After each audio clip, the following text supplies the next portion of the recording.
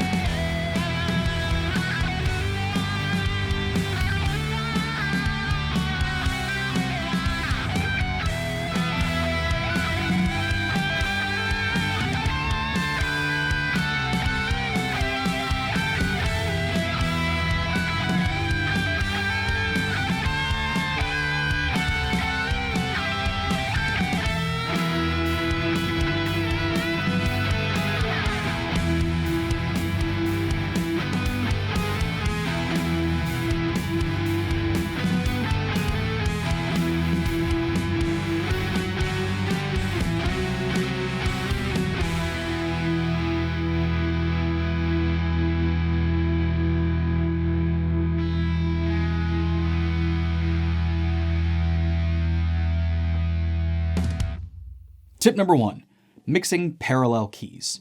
E major and E minor are what we call parallel keys. The difference in an E major chord is G sharp and an E minor chord is G.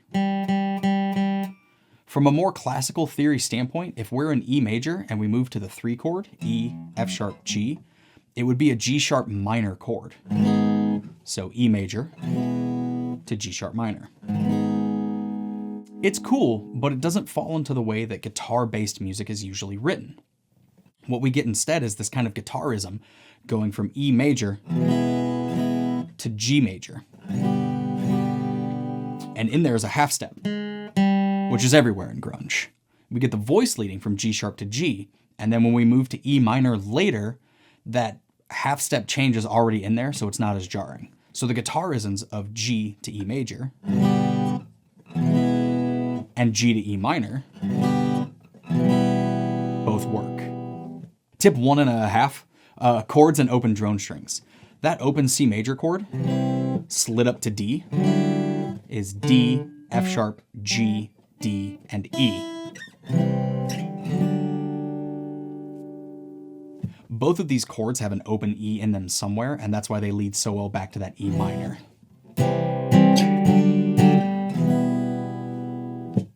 Tip number 2. Layer acoustic and electric guitars. In more recent Alice in Chains work, as well as Jerry's solo work, you'll notice a lot of the riffs are doubled on acoustic guitar. This is a great way to add some body and snap to your mix and offer a different texture. I'd recommend tracking acoustics with all of your rhythm guitars, and you can always cut it or turn it down in the mix if it doesn't work. Lots of bands do this, but Mastodon comes to mind as another really good example. They do it really effectively with heavy riffs and more ambient, sparse, clean sections. Tip number 3, embrace the harmony.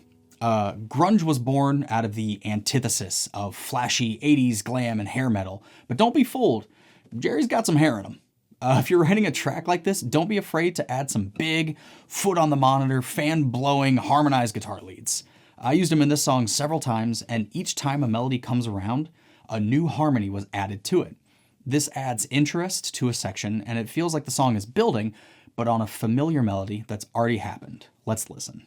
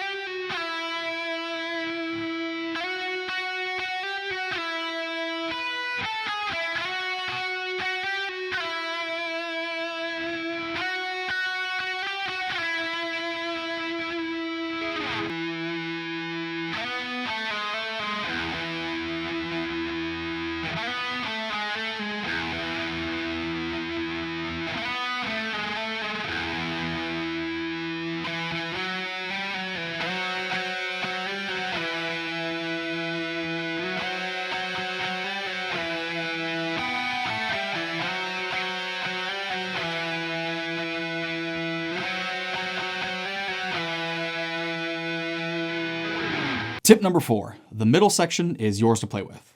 There's a really pretty and simple acoustic guitar part in there that follows the chords. Let's listen to that first by itself.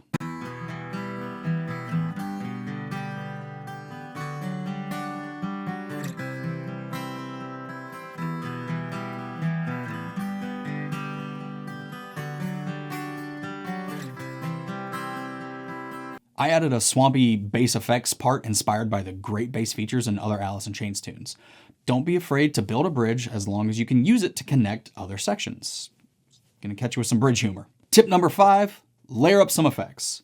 This is pretty self-explanatory, but wah, chorus, phaser, flanger, delay, reverb are all on the table. If the riff behind them is sparse, you can go heavier on the effects than you think. For maximum flexibility, I would recommend having it as part of a wet-dry setup or on a bus, so you or your mix engineer can blend to taste. I hope you can take these tips from one of my favorite songwriters and apply them to your own tunes to spice them up a little bit when you find that you're missing something. Thanks so much for watching, and I'll see you next time.